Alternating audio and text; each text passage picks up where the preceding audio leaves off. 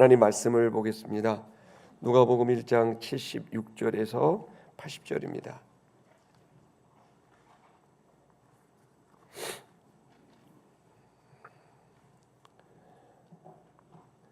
참 제가 지난주에 깜빡했는데 우리 전국에 로스쿨이 있는데 그 로스쿨에 기독교 청년들이 학생으로 다니는데 그 청년들이 서울에서 매년 이렇게 수련을 했는데 이번에 또 한 60여 명의 로스쿨 학생들이 모여가지고 수련회를 잘했고 성도님들이 귀한 후원금을 잘 해주셔가지고 우리 삼시세끼 잘 먹고 수련회를 잘 마쳤습니다. 다음 주에는 이렇게 수련회하고 있는 광경도 좀 제가 사진으로 보내드릴 텐데 앞으로 이 친구들이 좋은 입법 사업 행정의 인재들이 되리라고 기대합니다. 후원해 주시고 기도해 주신 분들에게 감사의 말씀을 전하겠습니다. 하나님 말씀을 우리 한 절씩 교독하겠습니다. 이 아이여 네가 지극히 높으신 이의 선지자라 일컬음을 받고 주 앞에 앞서가서 그 길을 준비하여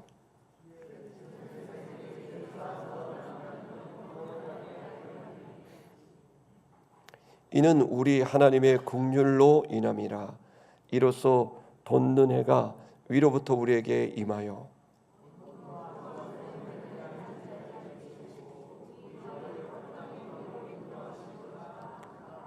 같이 하겠습니다. 아이가 자라며 심령이 강하여지며 이스라엘에게 나타나는 날까지 빈들에 있으니라. 아멘. 우리 인사 서로 할까요? 힘내십시오. 주님이 함께 하십니다.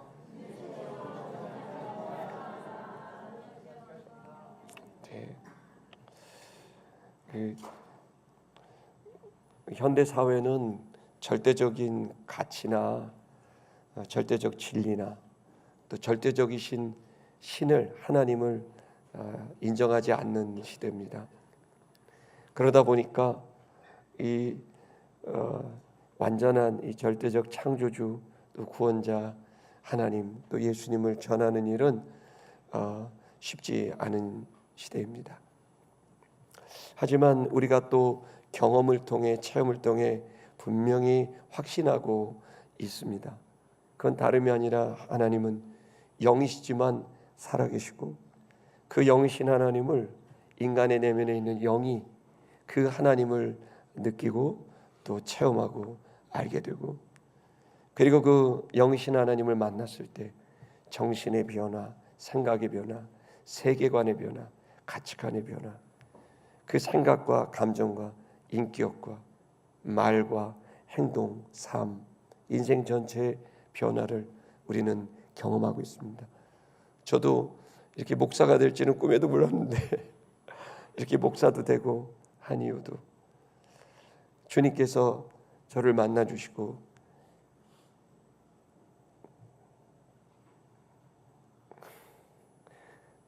참 부족한 자인데 이렇게 영광스럽게 하나님 말씀을 전할 수 있는 기회를 주시는 것은 얼마나 영광스러운 일인지 모릅니다. 그 구원의 빛이 비쳤기 때문에 어두움으로 살던 제가 빛으로 나오게 되고 늘 고통과 또 불안과 분노로 살던 제가 이렇게 평온과 기쁨과 자유를 누리고 있는 것은 영광스럽게 그지없습니다.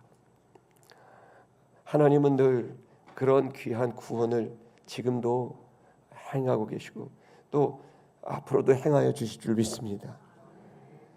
그런데 하나님이 이 구원의 빛을 사람들에게 그 영혼에 비추기 전까지 하나님은 직접 하시는 경우도 있지만은 거의 대부분은 주님의 사람을 택하셔서 그를 보이지 않는 그분의 증인으로 보이지 않는 그분의 살아있는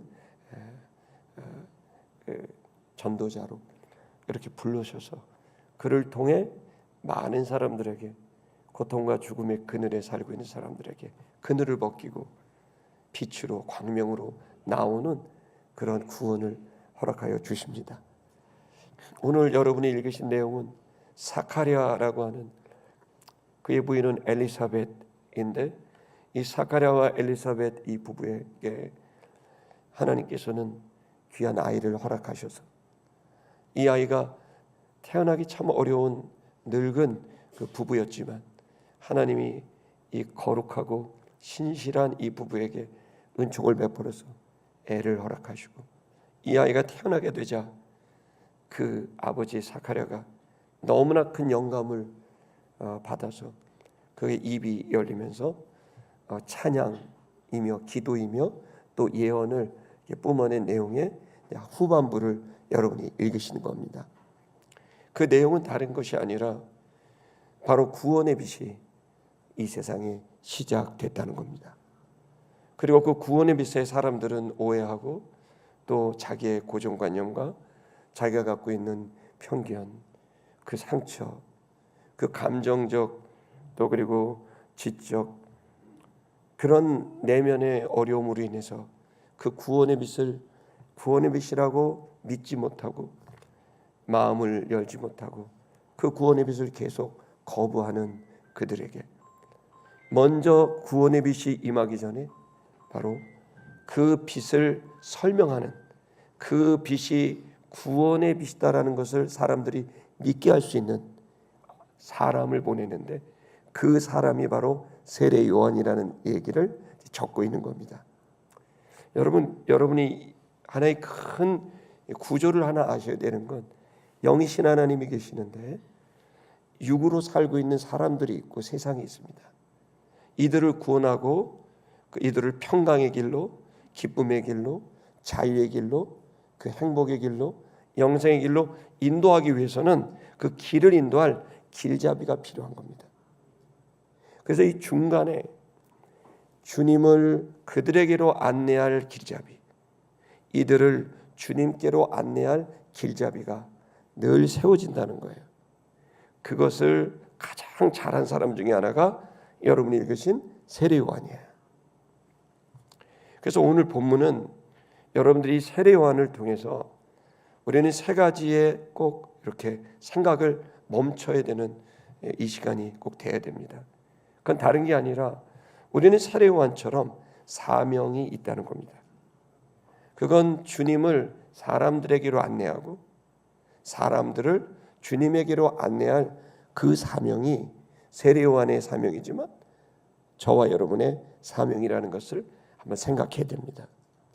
두 번째는 내가 그렇게 되려면 내 자신이 신의 대리자로서 신을 믿게 할 수 있을 만한 인격의 신뢰를 주는 사람으로서 그 인격과 품위와 고상함과 진실함을 가져야 되는, 그래서 내 영혼이 늘 평안의 길로 늘 마음이 평온하고 그리고 또 내 마음이 어려운 상황에서도 늘 그 기쁨과 유쾌함을 유지하고 그리고 아무리 어려운 상황이 있어도 그 속에서 일어나 다른 사람을 일으킬 수 있는 힘을 갖게 되는 내 자신이 주님의 대리자로서 흠결이 없고 그리고 주님을 증거하기에 주님을 믿게 하기에 합당한 그 인격적 또 삶의 힘을 얻어야 된다는 것을 한번 생각해야 됩니다. 세 번째는 그렇게 하기 위해서는 우리는 빈들이라고 하는, 세례 요한이 빈들에서 살았는데 하나님과 1대1로 만나는 나만의 빈들, 나만의 광야, 나만의 고난의 시간, 나의 골방, 그 속에 들어가 주님과 뜨겁게 만나야 된다는 것을 오늘 한번 생각해 봐야 됩니다. 그래서 여러분, 이 시간 저는 여러분들에게 사명과 그리고 여러분에게 생명력과 생명의 인격과 그리고 여러분이 주님과 씨름하는 이 성장의 과정이 여러분에게 있기를 주의 이름으로 축복합니다. 자, 세례 요한을 우리가 한번 볼까요? 구원의 빛을 여는 자였습니다.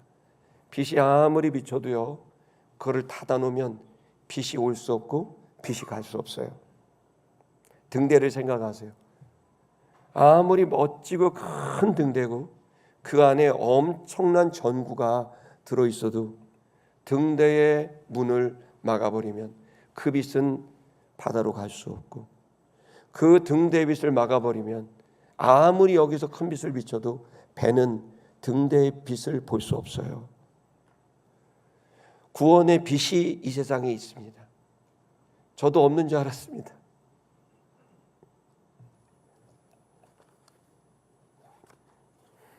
그냥 착한 일하고 노동자들의 편이 되고 농민들의 편이 되고 약자의 편이 되면 그게 인간의 최선이라고 생각을 했지만, 그러나 제 마음에는 이중적이고 다면적이고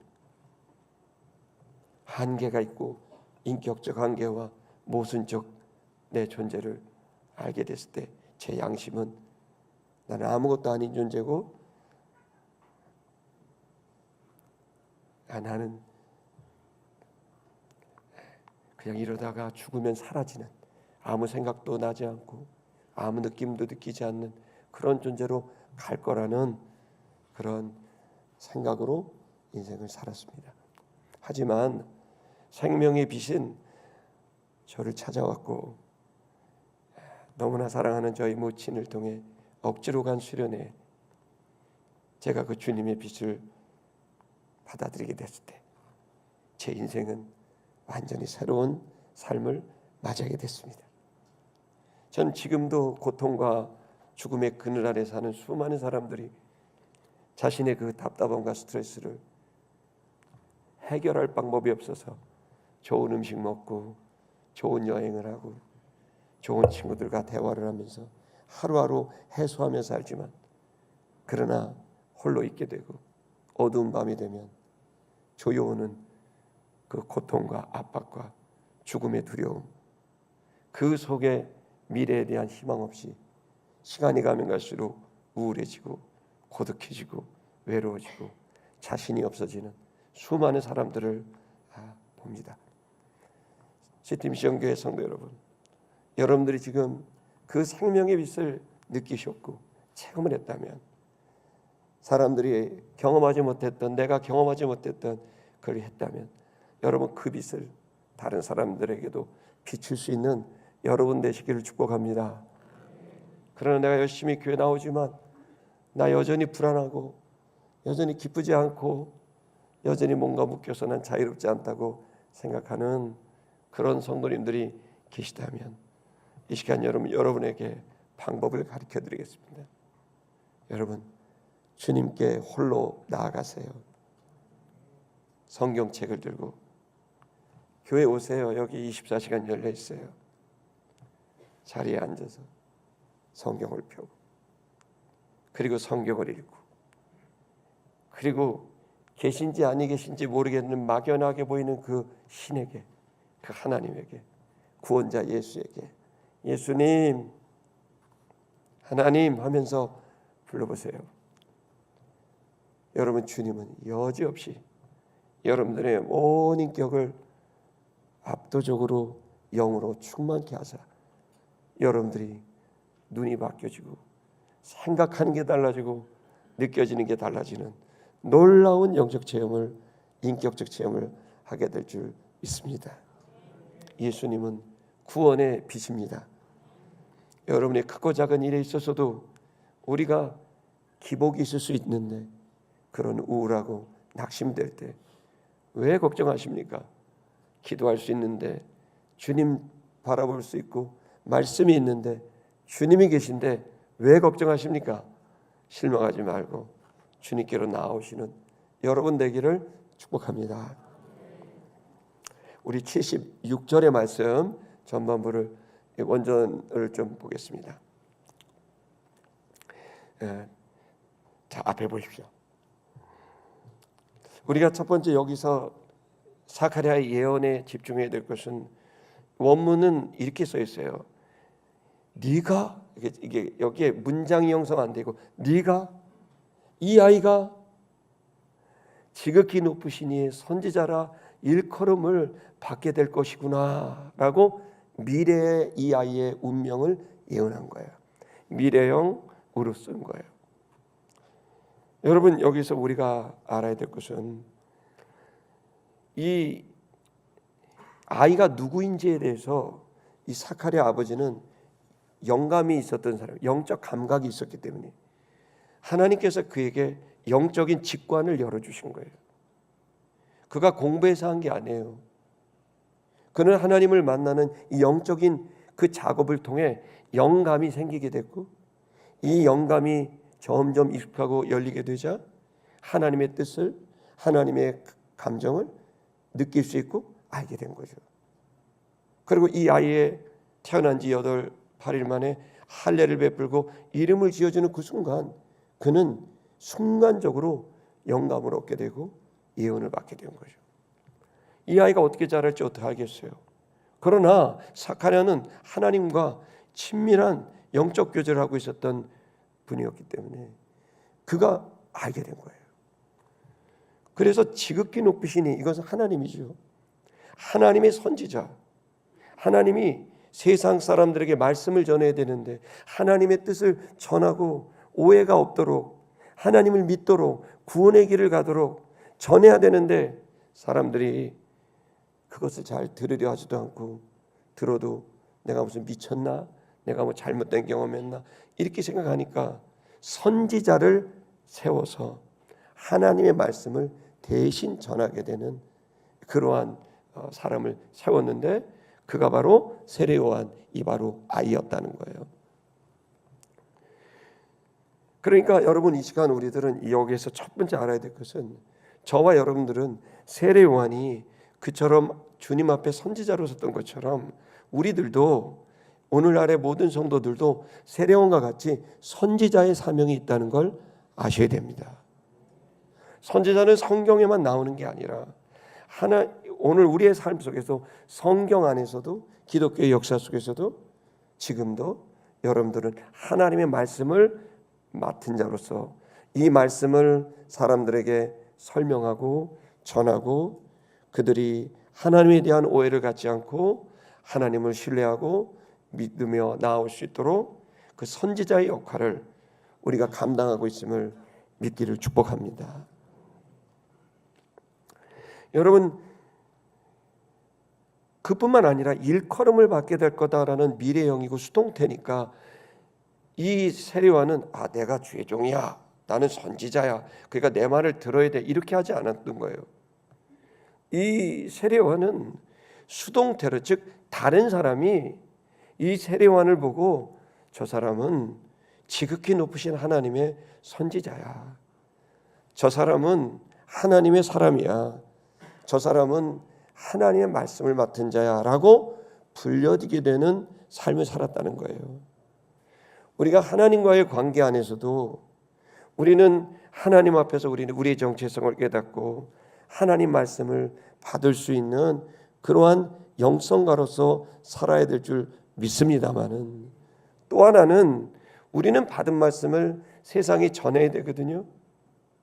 그들은 고통 속에 있고 불안 속에 있고 어둠 속에 있고 혼돈 속에 있거든요. 당장 어떻게 살아야 될지를 몰라요.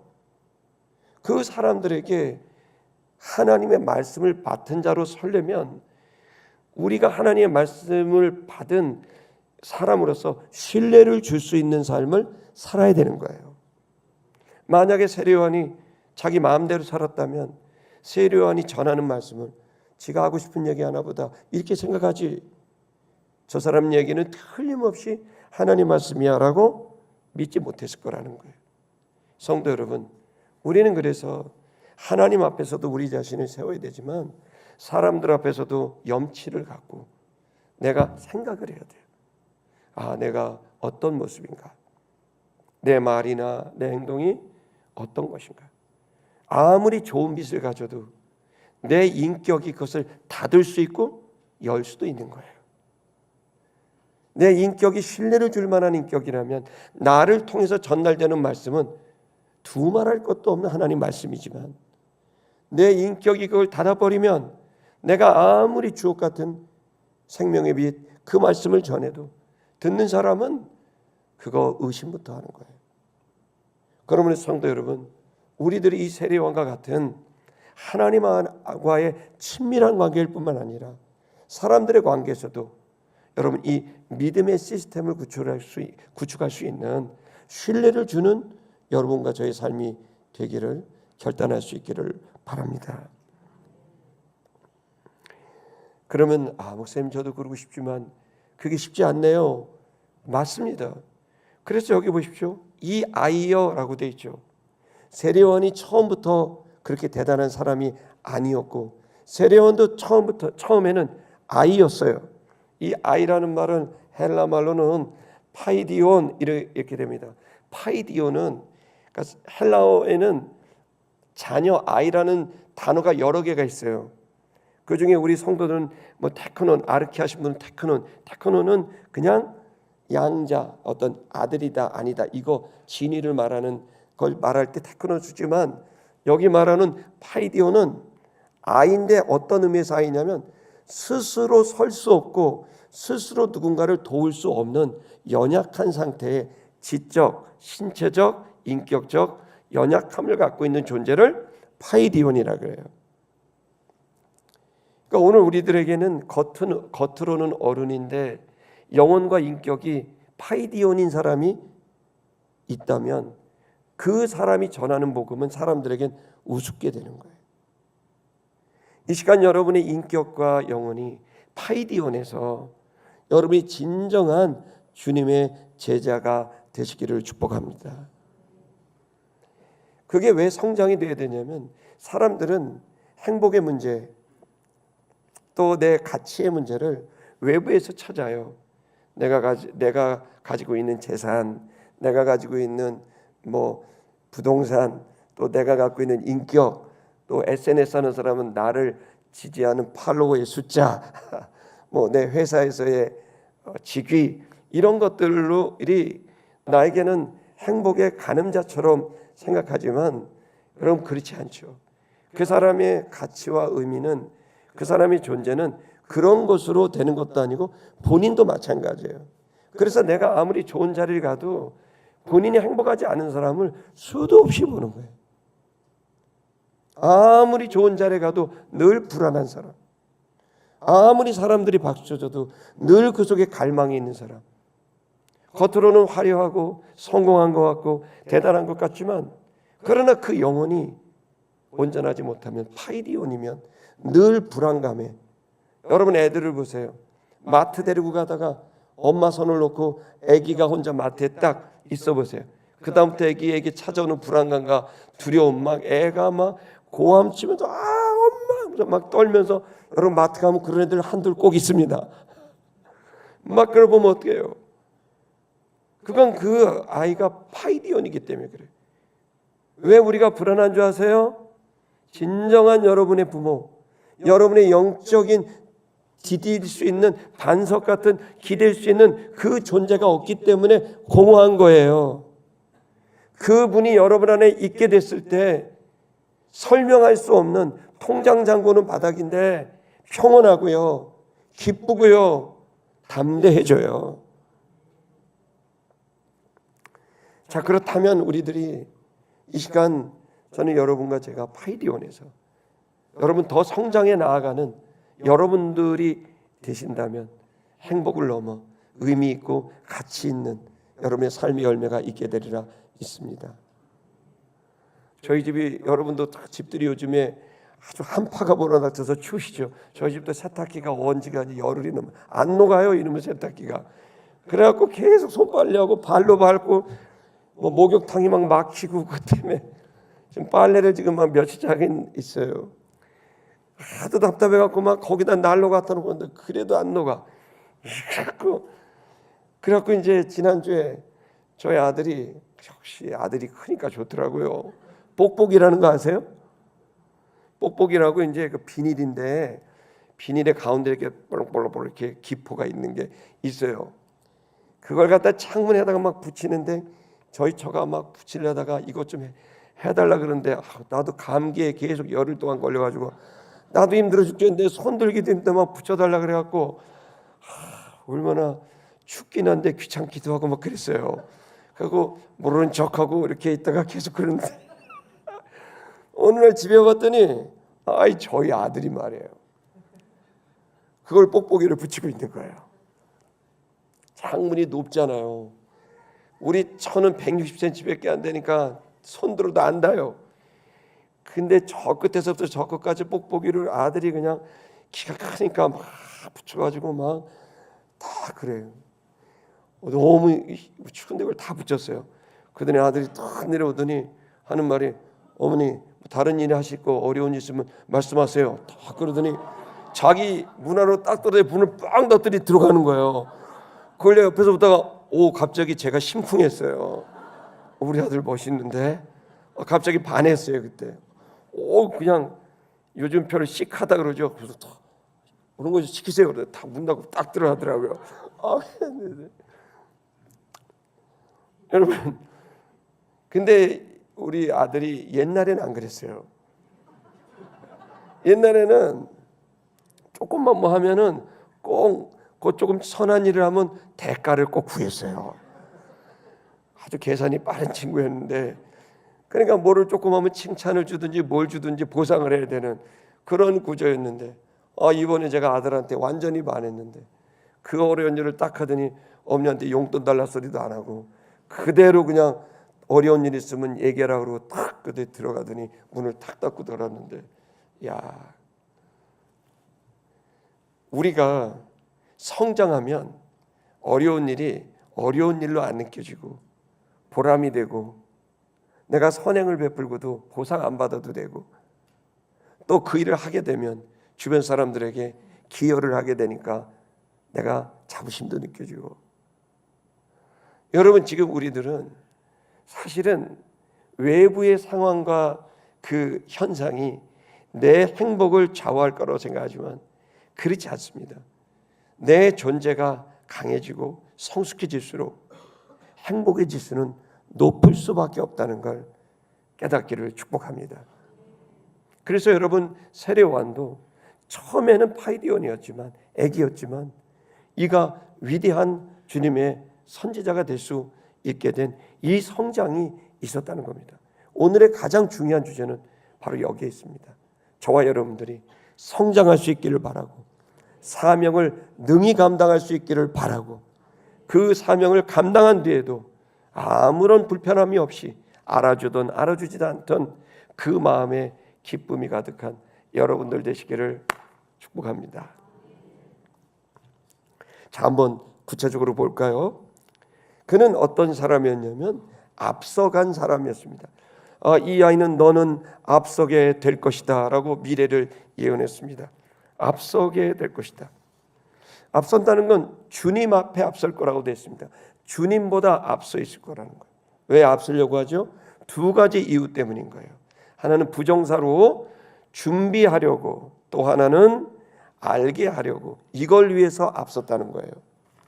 주님이 이 생명의 빛이, 구원의 빛이 세상에 왔을 때 그 빛을 믿게 하려고, 그래서 사람들이 주님을 바라볼 수 있도록 하기 위해서, 그리고 주님이 이들에게 찾아갈 수 있도록 하기 위해서 이 세례요한은 항상 주님보다 앞에서 마치 길잡이처럼 그 주님의 길을 안내하는 것처럼, 사람들의 길을 안내하는 것처럼 길잡이로서 주님보다 앞서 있었다는 겁니다. 지금 여러분, 이런 작업, 이런 준비, 이런 예비하는 노력이 필요한 겁니다. 이런 노력이 없이 그저 복음을 전하고 말씀을 전하고 성경 구절을 전하면 그 사람이 믿을 거라고 생각하면 여러분, 성경에도 맞지 않고 좋은 방법도 아닙니다. 세례 요한도 본인이 하나님 말씀, 이 지식을, 그노시스, 이 지식을 전하기 전에 먼저 사람들이 본인이 전하는 이 말, 그리고 본인 뒤에 오는 예수님을 믿게 하려고 그는 예비하고 준비했다는 거예요.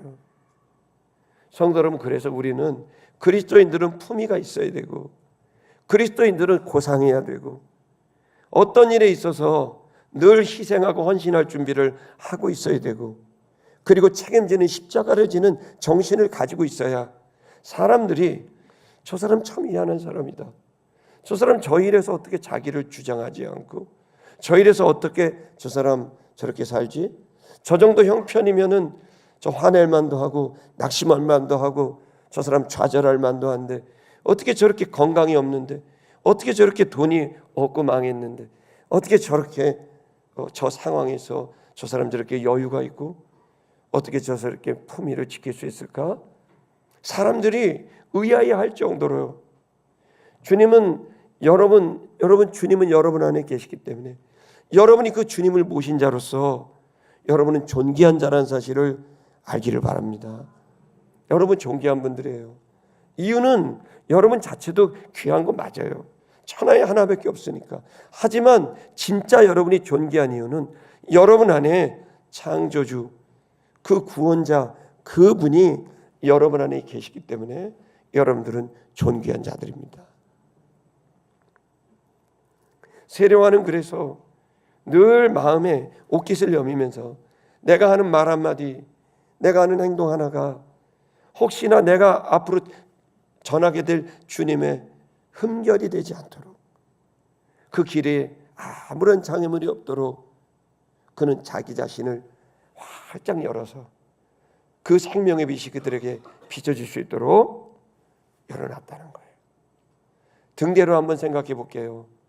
아무리 멋지고 큰 등대라도 그 속에 거대한 여러분 렌즈가, 이 발전기가 빛이 있다고 해도 여러분 거기를, 그 빛을 아는 렌즈가 새카맣게 어둡고 문이 닫혀 있으면 그 빛이 나갈 수가 없잖아요. 더러운 것을 닦아야 돼요. 저도 더러운 자고 우리도 다 실수 허물이 많은 자들입니다.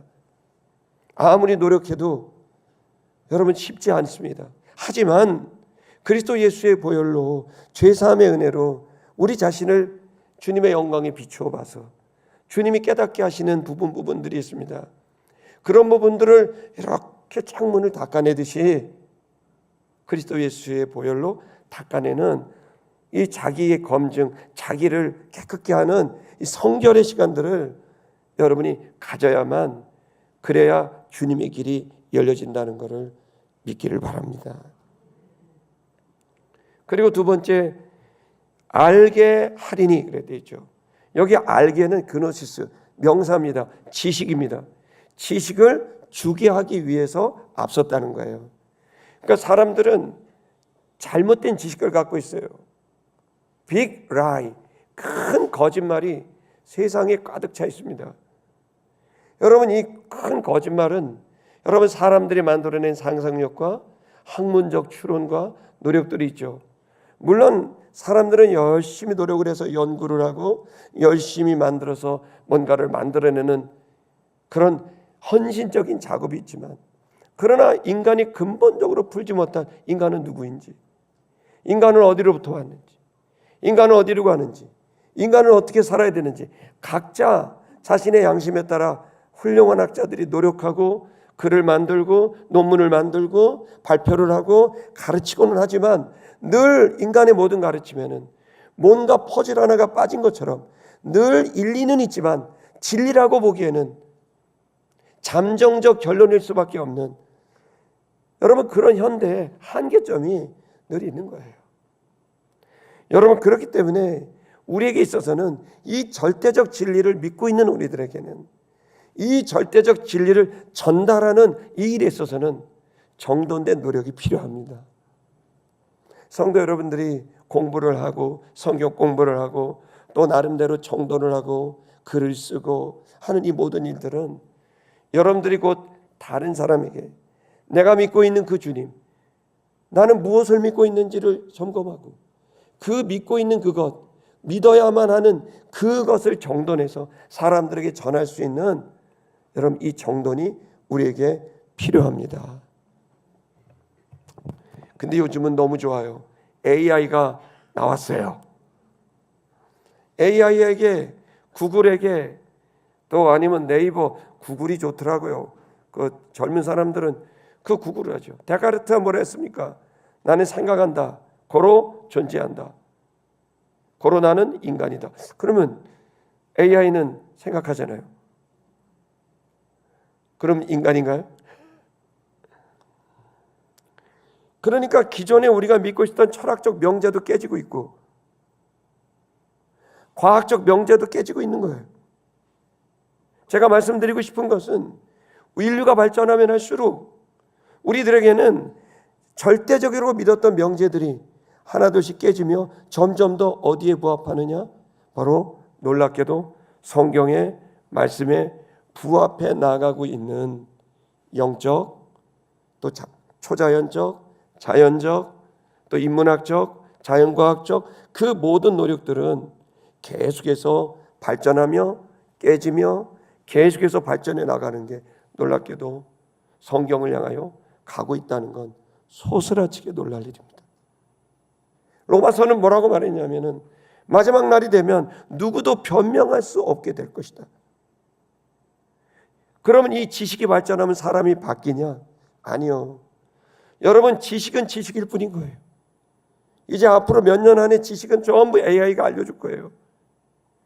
그 지식으로 사람들이 바뀔 것 같으면 사실은 공부하는 박사들, PhD들이 더 잘 알겠죠.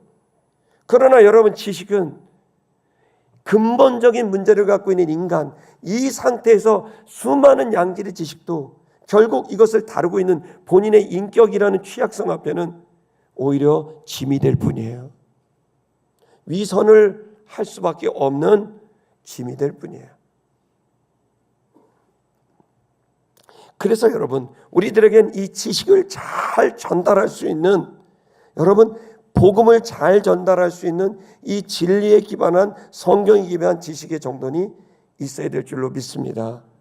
그래서 성도 여러분, 설교만 듣지 마시고 설교를 듣고 여러분 도전을 받으셔서 열심히 성경을 공부할 수 있길 바랍니다. 아멘 좀 해주십시오. 아멘은 뭐 어디다 두고 쓰라고 안 하십니까? 이럴 때 하셔야지. 그러니까 내가 인격적으로 그렇게 내 삶을 돌아보는 노력과 내 내면과 관계를 돌아보는 노력과 그리고 또 하나님께서 주신 이 진리를 다시 한번 정돈해보는 이 노력들이 여러분에게 있기를 바랍니다. 이 지식은 뭐라고 되어 있냐면 분명히 설마 구원의 지식이라고 되어 있어요. 소유격이에요. 구원의 지식, 구원에 대한 지식이에요. 어떻게 구원받는지에 대한 지식인 거예요. 그 구원의 방식은 너무 놀랍게도 이렇게 구원을 받는 거였어요. 뭐냐면 사함으로 말미암는 구원.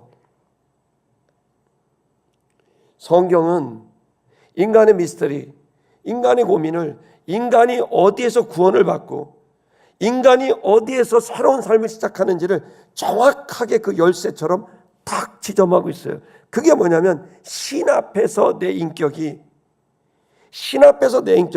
죄로 인하여 잘못으로 인하여 죄와 수치심과 죄책감으로 있는 관계가 아닌 신과 화해하게 되면, 하나님과 화해하게 되면, 죄라는 말은 대상이 필요하잖아요. 죄라는 건 나 혼자 있을 수 없는 단어잖아요. 그러니까 나라는 존재가 하나님 앞에서의 관계에서, 그 인격과 인격의 관계에서 죄, 즉 불편한 관계가 없어지게 되는, 이 하나님과의 관계에서 불편한 관계가 없어지게 되는 이 죄사함, 이 의로움, 신과의 화해, 신과의 친밀함, 이것이 인간의 인격을 단단하게 만들고 평온하게 만들고 기쁘게 만들고 생각을 바르게 만들고 감정을 바르게 만들고 말과 삶과 전체를 바르게 만드는 행복과 힘과 보람과 의미의 원천이 인간의 그 속에 있는 영, 그 영과 하나님의 영과의 화해, 그 친밀함이, 그 죄사함이 인간을 행복하게 만드는 원천이라는 걸 이 예언을 통해 알려주고 있는 거예요. 그것을 하게 할 단서, 근거가 예수 그리스도인 거예요. 그 예수 그리스도 때문에 나는 신과 화해할 수 있고, 내 양심이 찔리지만 그 찔리는 양심으로 예수를 붙들고 믿게 됐을 때 그 예수님이라는 근거로 나는 하나님 앞에 당당해질 수 있게 된다는 거예요. 왜냐하면 나의 모든 죄값을 이 예수 그리스도가 전부 치르셨기 때문인 거죠. 그래서 그 예수 그리스도, 그 분으로 말미암아 신과 우리는 화해할 수 있게 됐고, 사랑의 관계, 믿음의 관계, 소망의 관계를 가질 수 있게 되면 자신감이 생겨요. 그것은 당당해지는 거예요. 거기로부터 모든 생각하는 것들이 달라집니다. 내가 좀 피해를 받아도 괜찮아요. 내가 좀 공격을 받아도 괜찮아요. 여유가 생깁니다. 마음의 평온이 생깁니다. 그리고 은근히 기쁩니다. 그리고 어떤 것도 두려워하지 않는, 어떤 권력도, 어떤 힘도, 어떤 돈도 얽매이지 않는 담대함이, 자유가 임하게 되는 거예요. 그는 누구도 못 말려요. 심지어 죽인다고 해도 죽으면 주님과 신과 완전한 하나가 되니 오히려 기뻐하는 거죠. 이것이 복음의 능력이고 복음의 가치고, 이 복음의 가치를, 구원의 가치를 믿고 살아가는 자와 그렇지 않는 사람의 삶은 전혀 다른 빛을 바라고 있게 되는 겁니다. 그럼 이 죄사함을 오게 한 근본적인 이유는 무엇이냐? 바로 우리 하나님의 긍휼이라고 얘기합니다. 하나님은 여러분 좋아합니다. 하나님은 인간을 좋아하고, 그리고 여러분이 열심히 살려고 하지만 부대끼는 여러분의 그 모습을 보며 긍휼히 여기시며 여러분들이 구원의 길로 오기를 여러분 기다리고 계시는 줄 믿으시기 바랍니다. 자, 우리가 또 계속해서 보면 이로써 돈 넘겨주시면, 이로써 그러면 이제 그 구원의 빛을 이제 설명을 합니다. 세례원과 같은 우리의 그런 사명이 있는데 바로 이분 때문에 우리는 지금 이분을 전하는 사람들에게 이분을 전하는 삶을 사는 거죠. 그걸 뭐라고 표현했냐면 돋는 해라고 말했어요. 돋는 해. 우리 한번 따라할까요? 아나톨레. 여러분 이제 아나톨레라는 말 많이 좀 들어보셨죠? 이게 되게 중요한 단어입니다. 아나톨레. 이거는 우리를 다시 일어나게 하는 빛을 말합니다. 우리를 다시 시작하게 하고 일어날 수 있게 하는 그 영적인 빛을 아나톨레라고 말해서, 아나톨레라는 뭐 책도 있고 뭐 많이 있습니다. 그 아나톨레라고 여기 분명히 써 있습니다. 아나톨레가 임하게 될 거다. 그 일어나게 하는 힘, 생명이 가득한 빛, 그 풍성함이 가득한 빛, 인간을 행복하게 하고 평온하고 기쁘고 자유롭게 하는, 일어나게 하는 그 아나톨레가 임하게 될 것이다. 이 아이를 통해 이 아이가 그것을 열어주게 되면, 그러면 아나톨레가 사람들에게 임하게 될 것이다 라는 겁니다. 이것은 구약의 예언을 말합니다. 이사야 60장 한번 볼까요? 이사야 60장은 세례요한이 태어나기 700년 전 글입니다. 700년 전에 이 글이 있었고, 그리고 이 글로 인해 세례요한과 예수님이 탄생하게 된 겁니다. 이사야의 글입니다. 60장 1절에서 3절 방송실 읽겠습니다. 시작.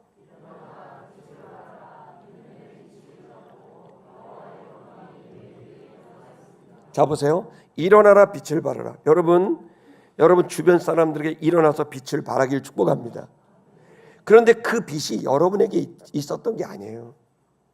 뒤에 보면 이는 네 빛이 이르렀다. 너에게 할당된 너의 빛이 임한 게 맞다. 근데 여호와의 영광이 네 위에 임하였기 때문이다라는 거예요. 다시 말하면 우리는 발광체가 아니에요. 우리는 반사체예요. 하나님 신은 나를 반사체로 삼아 이 세상 사람들에게 그 빛을 비추고 계시는 거예요. 그러면 그 빛을 받게 되는 사람은 직접 주님으로부터 받게 되게 되는 거죠. 주님을 온전히 만나지 못한 사람은 반사체로 받을 수밖에 없고, 그리고 그가 주님의 그 빛을 받게 되면 직접 그 빛을 받게 되는 거겠죠. 그래서 반사체이기 때문에 내가 그 주님의 빛을 굴절되게, 또 변형되게, 또 그 빛의 강도를 약하게 전달한다면 생명의 빛인지를 모르고 구원의 빛인지를 모르게 된단 말이에요. 그래서 교회가 너무 중요한 거고, 성도가 너무 중요한 거고, 목사가 너무 중요한 거예요. 여러분, 우리가 반사체이기 때문에 아무리 빛이 와도 내가 삐뚤어 버리면 빛은 삐뚤게 나가요. 아무리 좋은 빛이 와도 내가 탁하면 탁한 빛이 나가게 되는 거예요.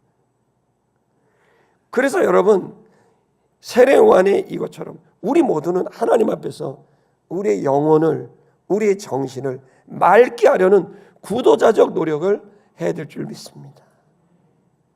그래야 주님의 빛이 열려지게 돼서 사람들에게 전달될 수 있습니다. 여러분, 지금도 여러분에게 주님의 빛이 임하고 있는 줄 믿기 바랍니다. 그러므로 그 빛을 반사해서 세상을 향해 전달하는 사명을 다할 수 있기를 또한 바랍니다. 그 다음 구절은 더 구체적으로 설명하는데요. 2절 보겠습니다. 시작. 보라,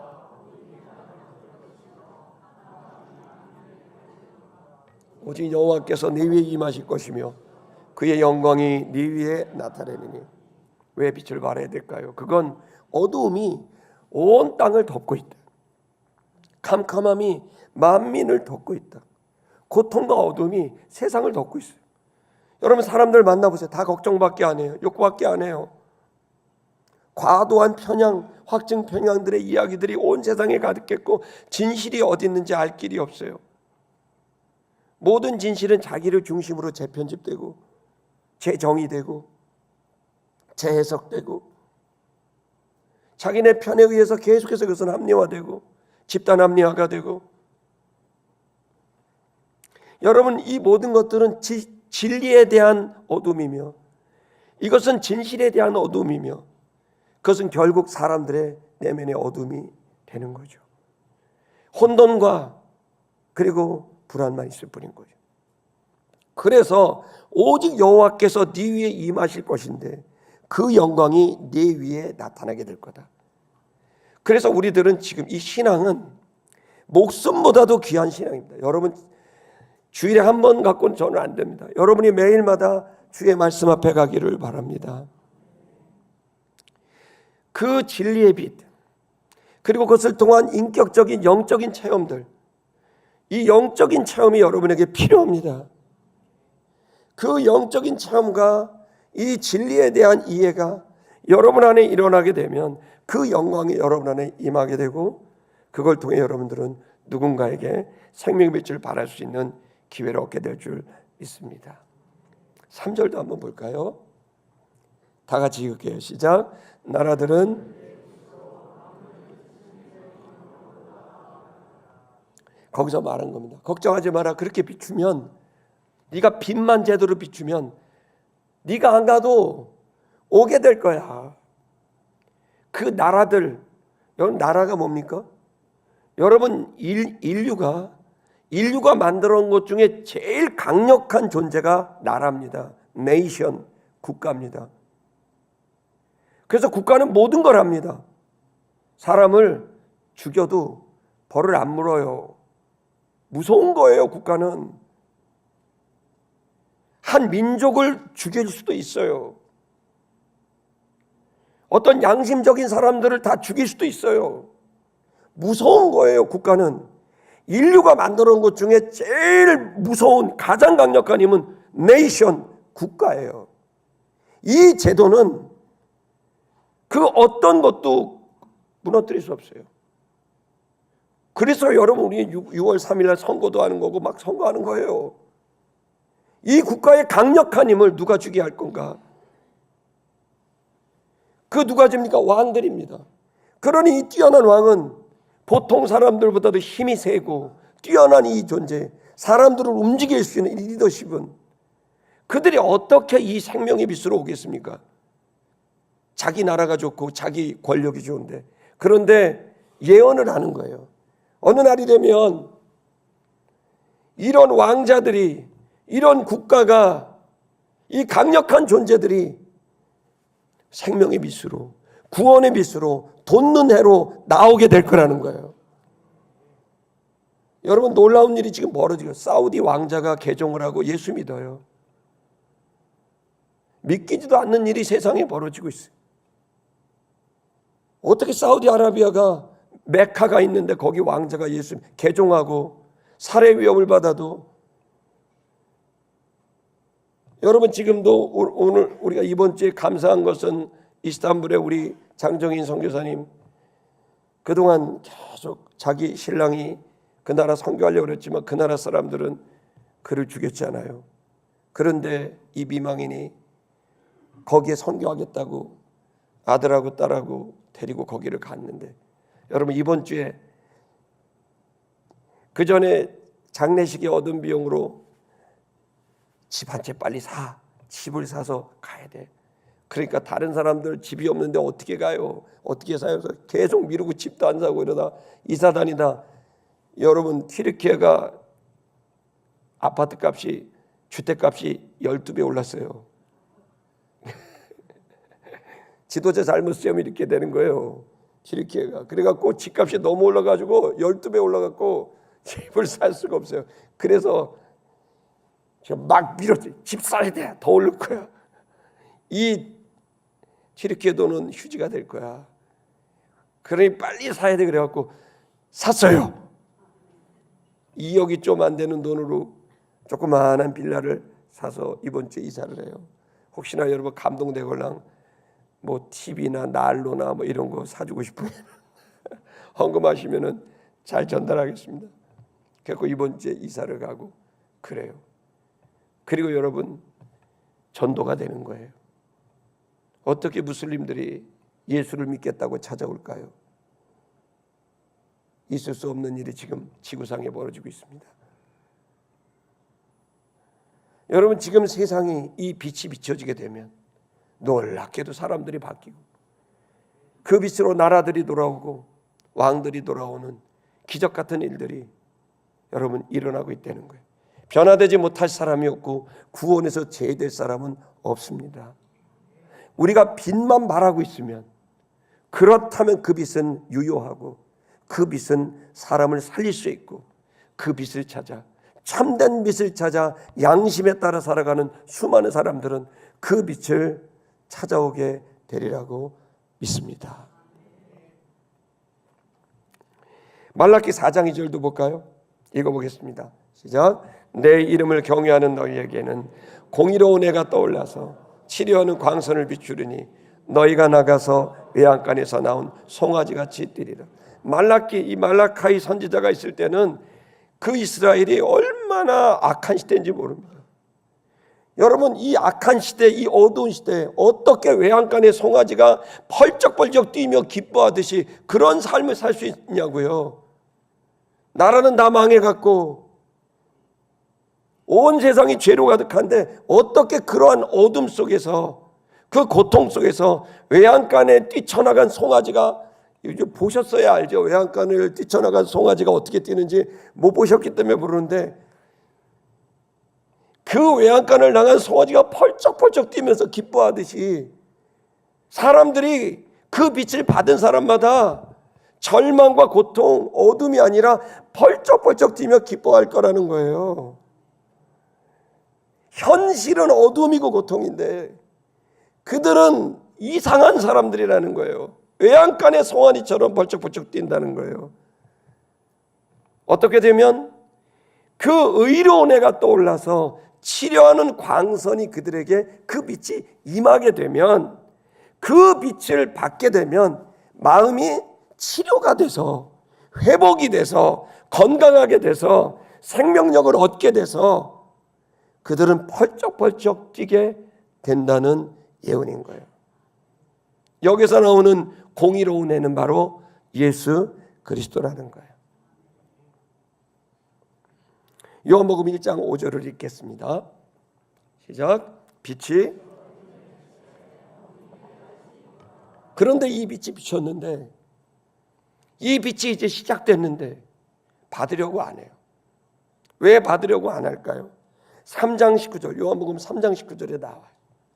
시작. 그 정죄는 이것이니 곧 빛이 세상에 왔으되 사람들이 자기 행위가 악함으로 빛보다 어두움을 더 사랑하는 것이 있어. 더 좋아하는 것이 있는 거예요. 그건 뭐냐면 어둠이에요. 오늘날의 현대사회의 불행은 뭐냐면 이 내면을 고칠 생각을 안 하는 거예요. 이 망가진 상태는 너야. 그리고 네가 하고 싶은 건 너는 죄도 아니고 잘못도 아니야. 너 자체가 존중을 받아야 될 존재야. 그러니 네가 하고 싶은 거, 네가 정의하는 거, 그것을 정의하면 그게 곧 네가 되고, 흔히 말하는 해체주의와 포스트모더니즘 뭐 이런 것들입니다. 그러니까 내가 정의하고, 그리고 내가 이거 날 바꿀 생각을 해야 되는데, 바꾸려면 절대적 기준이 필요한데 이 인본주의는 절대적 기준을 인정하지 않기 때문에 바꿀 필요가 없다는 거예요. 네가 바꾸면 되는 거고, 네가 결정하면 되고, 네가 말하고 네가 살면 그러면 그것으로 가치가 있다는 거예요. 의미가 있다는 거예요. 그러나 이것은 빅 라이예요. 큰 거짓말이에요. 그렇게 살면 사람은 외로워지고 고통스러워지고. 만약 여러분이 하고 싶은 말 다 해봤다고 생각해 보세요. 여러분의 남편이 하고 싶은 말 다 했어. 그러면 여러분 어떻게 해요? 못 살아요. 자식들 다 상처받아요. 엄마가 하고 싶은 짓 다 해. 야, 엄마가 지금 사랑에 빠졌다. 사랑을 누가 정죄할 수 있겠냐? 그러면 자기는 사랑이고 로맨스지만 가족들과 주변 사람들은 기가 막힌 거예요. 여러분, 이것은 큰 거짓말이에요. 인간은 인간됨에 도리가 있는 거고, 그 절대적 가치와 기준이 있고 그 진리에 부합하게 살 때 인간은 평온하고 기쁘고 행복한 거예요. 만약에 그것을 벗어나고 내가 하고 싶은 대로 하기 시작했을 때 그것은 곧 고통과 혼돈과 파멸입니다. 사람들에게 빛이 있어요. 구원의 빛이 비춰졌어. 구원의 문이 열렸어. 구원의 길이 열렸는데 가고 싶어 하지 않아요. 왜? 내가 좋아하는 게 있거든. 내가 사랑하는 게 있거든요. 그래서 그 빛으로 안 가려고 그래요. 말은 고치고 싶다. 건강하게 살고 싶다. 아름다운 가정을 꾸미고 싶다. 나는 값어치 있는 인간으로 살고 싶다. 나는 사명자로 살고 싶다. 말을 하지만 정작 그 길을 알지만 그 길을 안 가고 내가 가고 싶은 길을 가는. 빛보다 어둠을 더 사랑하는 것.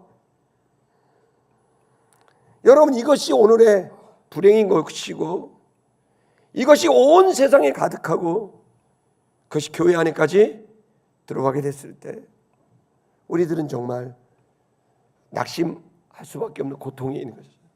오늘 제가 우리 찬양을 드리는데 오늘 말씀을 생각하면서 찬양을 하다 보니까 막 통곡이 쏟아지는 거예요. 이 시간 여러분, 우리들은 그럼에도 불구하고 양심을 가진 자들이 있고 내가 그렇게 빛보다 어둠을 더 사랑하는 존재지만 그럼에도 불구하고 나는 내 자신이 고침을 받고 내 영혼이 다시 새롭게 되기를 원하는 그 순수 이성을 가진 사람들이 있으리라고 믿습니다. 자, 그들에게 다시 우리 돋는해를 좀 이야기할까요? 우리 78절 원전 노트로 돌아가시면 그 돋는해가 위로부터 어둠과 죽음의 그늘에 앉은 자들에게 비치게 하기 위하여 돋는해가 임하게 될 것이라는 것입니다. 여러분, 그래서 우리는 어둠과 죽음의 그늘에 있는 자들을 향해 여러분 희망이 있다고 알려줘야 됩니다. 아멘입니까? 또한 여러분 자신이 그렇게 가셔야 됩니다. 여러분, 우리도 어두울 때가 있고 고통과 죽음이 느껴질 때가 있습니다.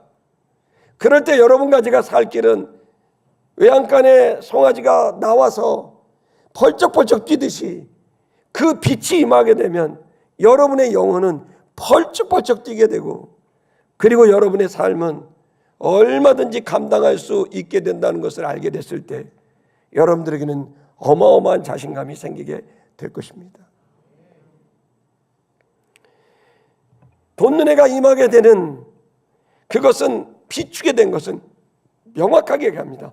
인도하시리로다 아니라 인도하려고 빛이 임했다는 거예요. 여러분, 그 빛을 향하여 따라갈 수 있기를 바랍니다. 우리의 발이 내가 가고 싶은 길이 아니라 그 빛 예수를 따라가게 되면 그 발은 우리의 발이 불안의 길, 나의 길이 아니라 어디의 길이요? 평강의 길로 인도되어진다는 것을 예언하고 있습니다. 여러분, 평강의 길이 없나요? 있습니다. 그러면 대번 얘기하겠죠. 10억 정도 내 통장에 꽂아주면 난 평강할 거라고. 그게 맞나요? 그럼 여러분, 그게 영원히 갈까요?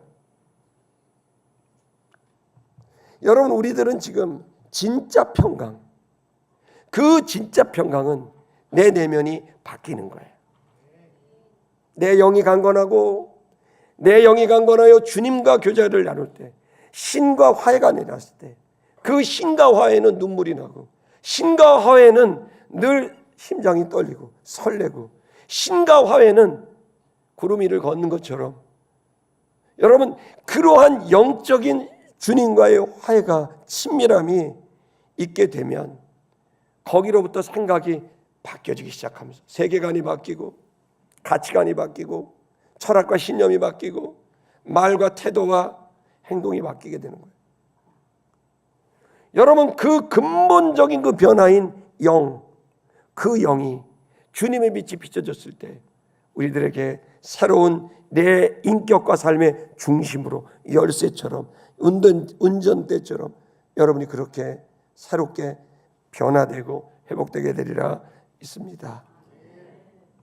자, 그러면 우리는 이 구원의 빛이 온 사람들에게 비춰줘야 되는데, 이 사명을 감당해야 되는데, 여러분, 그럼 이게 저절로 늘 평온해지고 어느 날 이 설교 들었으니까 돌아가면 아, 평온하다, 기쁘다, 자유롭다 이렇게 됩니까? 아닙니다. 그것을 이룰 수 있는 방법을 그 다음 구절이 80절이 얘기하고 있습니다. 뭐라고 얘기하냐면 그것은 바로 영이 강해져야 됩니다. 여기 뭐라고 되냐면 이 아이가 자라나고 있다. 그런데 이 아이가 자라났는데, 몸은 자라났는데 이 아이가 어떻게 되게 자라나느냐, 뭐가 강해지느냐, 몸이 강해진 게 아니라 뭐가 강해져요? 심령이라고 되어져 있어요. 이게 헬라 말로는 푸뉴마입니다. 그 심령이 강해지는 거예요. 강해졌다는 것은 감당할 수 있을 만큼 힘이 생겼다는 거죠.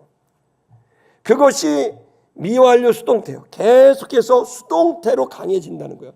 내가 강하자, 난 강한 사람이야. 자기 체면을 건다고 강해지는 게 아니고 강해지게 되어진다는 거예요. 어디에서? 그 다음 구절이 답을 주고 있어요. 그가 빈들에서 있게 된다는 거예요. 이스라엘에게 나타나는 날 이전까지 그는 빈들에 있었고, 그 빈들에 있으므로 그는 영이 강해졌다는 거예요. 빈들이 뭡니까? 그것은 외로움의 시간이고, 그것은 우리에게는 고독의 시간이고, 이 빈들은 길이 없는 거고 아무것도 없는 거죠.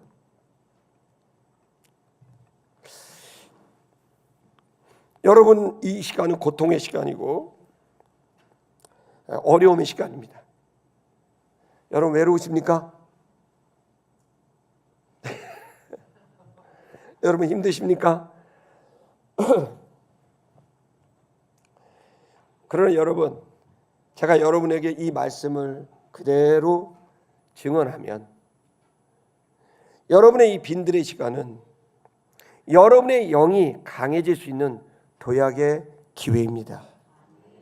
인간의 영은 분주함과 풍요에서 나오지 않습니다. 극도의 외로움과 고독과 고통이라고 여길 수밖에 없는 그 환경 속에 인간의 영은 영이 신 하나님을 대면하게 되고, 그 영이 신 하나님을 대면할 때 내 육도 인지가 잘 되지 않고, 내 정신과 마음과 이 모든 것도 되어지 않고, 오로지 내 영과 하나님의 영이 대면하게 되는 이 영적인 카이로스의 시간이 일어나게 되는 거예요. 이 시간이 저와 여러분에게 가장 중요한 시간이라는 것을 알아야 됩니다. 그 침묵의 시간, 그 고요의 시간, 그 밀실, 그 아무도 없는 곳에서 공허감 속에 핸드폰을 켜는 게 아니라, 공허함 속에 우는 게 아니라, 답답함 속에 고함치고 주먹을 치는 게 아니라, 고요히 성경을 들고 그 고독의 시간으로 들어가, 빈들로 들어가, 광야로 들어가, 그 밀실로 들어가, 그 속에서 신을 만나는 거예요. 하나님은 반드시 그 사람을 쓰기 위해서 신을, 하나님을 직접 만나는 그 뜨거운 시간을 꼭 주시는 겁니다. 여러분이 지금 뭔가 답답하고 어렵고 외롭고 고독하고 절망이 느낀다면 그 시간은 거꾸로 주님을 여러분의 영이 만날 수 있는 최고의 기회라는 걸 아셔야 됩니다. 그럴 때는 지혜 있게 행동하셔야 됩니다. 성경을 들고 무섭도록 집중해서, 누가 불러도 가지 말고, 누가 만나자 그래도 가지 말고, 그것은 다 해소되는 일이고 소모되는 일입니다. 절대로 안 고쳐집니다. 반복될 겁니다. 악화될 겁니다. 양화되지 않습니다. 그때 무섭게 그 영이신 하나님 앞에 나아가시고 접근하시고, 그리고 더 펴면서, 그리고 기도하면서 그 빈들에서 오직 아무도 없고 오직 나와 주님만 있는 그 시간으로 가시게 됐을 때, 세상이 절대로 여러분의 용기를 꺾지도 못하고 여러분의 인생에 영향을 주지도 못합니다. 단단한 인격과 그리고 한없이 부드러운 사랑으로 하나님의 그 성품이 내 속에 배양되어서 그 의로우신 그 주님을 받으며, 그 사랑의 주님을 받으며 살아갈 수 있는 놀라운 변화, 세례요한과 같은 놀라운 삶을 살아갈 수 있을 것입니다. 여러분에게 이 빈들이 있음을 여러분 아시고 그 주님 앞에 나아가는 한 주간 되시기를 축복합니다.